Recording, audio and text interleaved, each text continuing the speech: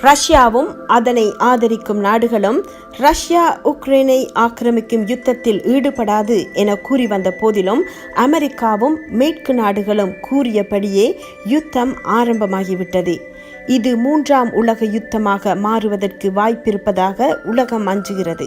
அதேவேளை ஏறத்தாழ கிறிஸ்துவுக்கு முன் 570களில் எசேக்கியேல் தீர்க்கதரிசியால் உரைக்கப்பட்ட யுத்தத்திற்கு ரஷ்யா தயாராகிறதா என்ற கேள்வி கிறிஸ்தவ உலகில் எழுந்துள்ளது.